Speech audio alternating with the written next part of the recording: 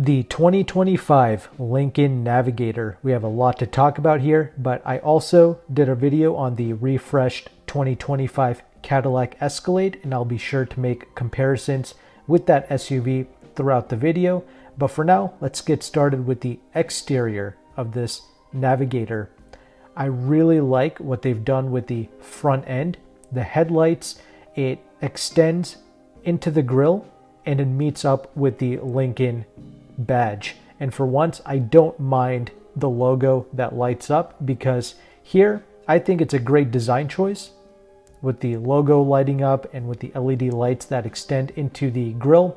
I think it's a great touch. The rear end, it also gets the full LED taillight bar design. However, I'm not a big fan of the way it kind of droops down towards the end.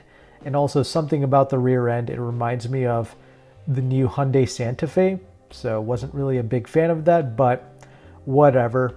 For the most part, this is still a big baller box, and I would like to hear your thoughts in the comment section below regarding the looks.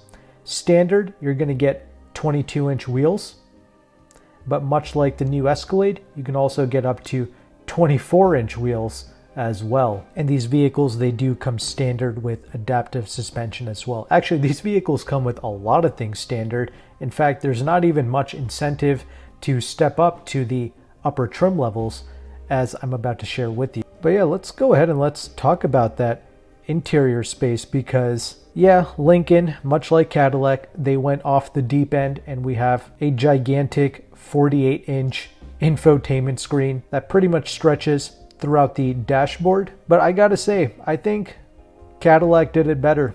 They have the 55-inch display, but it's implemented behind a glass panel.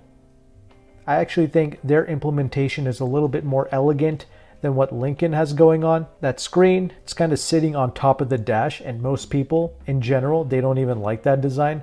And I don't know what's up with that goofy little steering wheel. Like, this is not a C8 Corvette. This is not an Aston Martin. And besides, unlike those vehicles that have like a square-ish steering wheel, this one is so slim and weird. I mean, I get it. They kind of slimmed down the steering wheel. They pinched it in so you can see the gigantic screen in front of you a little bit better.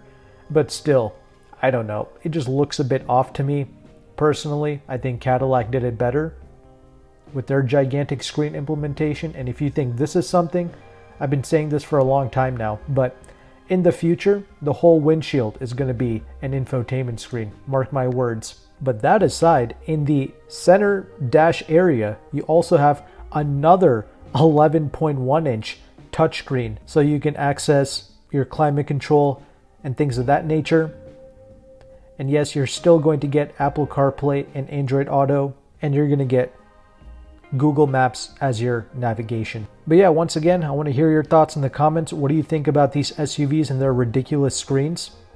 To be honest, most consumers, they're going to love this stuff. They're going to think this is very high tech, very advanced. But this was a perfect opportunity for the brand to implement some physical buttons and switches instead of that insane 11.1-inch secondary screen in that dash.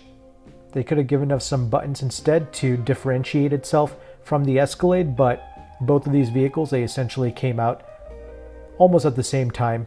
They're probably working together on this stuff. That's why both of these SUVs are so similar, but who really knows? But anyway, with this massive screen, when you have this vehicle in park, you are able to play videos, games, etc. throughout the screen, but you can also kind of like split it off, like the passenger can do their own thing, if you will. I mean, as you would expect out of a screen this large. And these screens, they all come standard, by the way. It's not like you have to step up to a higher trim.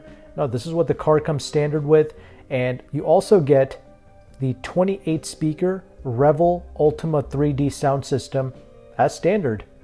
Even if you step up to something like a Black Label, you don't get like a superior audio system. And you also get climate control for the second row passengers, along with up to like 14 USB ports in this vehicle. And yes, the Navigator, it's still going to be available as the regular model and the extended L model as well, similar to the Escalade and their ESV models. But yeah, more standard features include highly adjustable front seats. You get 24-way adjustable driver's seat, and a 22-way adjustable passenger seat. And in the front row, the seats are going to be heated, ventilated, and massaging. That comes as standard. Even the second row seats are heated. And again, that is standard. In fact, when you step up in trim level, you essentially get heated, ventilated, and massaging second row captain's chairs, and you can get heated third row seats as an option. But that's about it. I mean, for the most part, the practical stuff comes as standard. In these vehicles, they can sit up to 8 passengers, or 7 if you get the captain's chairs. The rear trunk is massive, as one would expect, and you do get a split opening tailgate. So for tailgating purposes, you can also sit on the bottom lift gate, and I believe it has like a 500-pound capacity. Anyway, going back to the interior space, Lincoln is also offering some type of a rejuvenate feature, which is supposed to help with your mental health. It's going to play some calm, soothing music or tone, and the screens, it's going to show like waterfalls and other nonsense. Really, people just need to pick up a Bible. They don't need to rely on their car for therapy. You know what I mean? Anyway, the funny part is you only get that rejuvenating nonsense for free for 1 year. After that, you have to pay for it. Yeah, outside of the goofy steering wheel, the massive screens, I mean, the interior is really well appointed, great features, nice looking seats. Lincoln does an amazing job with that, very comfortable. And if you want to step it up a notch, you can get the black label, right? And that's going to get you better features for your passengers. Like in the second row, as I mentioned, you're going to get heated, ventilated, and even massaging seats if you select like an extra option, I believe. And with the black label in the front, you're going to get 30-way adjustable front seats. That's a bit much, but regardless, that's what they offer. And the third row seats now become heated as well with the black label. And you have 3 different themes to choose from: invitation, enlighten, and atmospheric. All right. Regarding the powertrain, we still get the same 3.6 liter twin turbo V6 with 440 horsepower and 510 pounds-feet of torque, made it to a 10-speed automatic. I've always loved this engine. There's pretty much no lag with it, very effortless. It honestly feels quicker than GM's 6.2 liter V8. I'm not even exaggerating. That's just the benefit of a well-calibrated twin turbo engine. You get all that torque down low. And if you're someone who tows a lot, there is an additional heavy-duty tow package, which is going to unlock the 8,700-pound towing capacity. And also to help you tow, Lincoln is giving us the Pro Trailer Backup Assist as standard. So when you're backing out with the trailer, that's going to help out. And you're also going to get the Trailer Hitch Assist,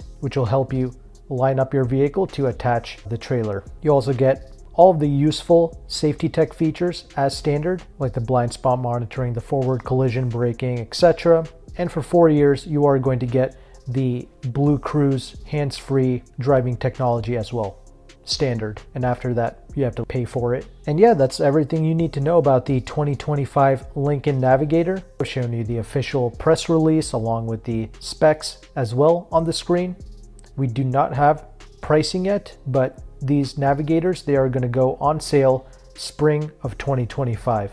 So let me know in the comment section how you feel about this SUV. Would you get this over the Cadillac Escalade? I personally wouldn't. I think the Escalade is still number one, but personally, the best model, in my opinion, would be a 2024 Escalade. That's going to be more normal, if you will. And after searching on Car Gurus, I noticed that most of those Escalades, they're still selling for full MSRP. That is insane to me. I would at least try to get $5,000 off MSRP on a 2024 Escalade, and on a 2024 Navigator, I would try to get at least $10,000 off MSRP. No exaggeration. But yeah, if you're an owner of either one of these SUVs, let us know how it's been holding up for you, and let us know if you were able to score any kind of a deal. I would like to hear more about it. But thank you again for watching. Take care and goodbye.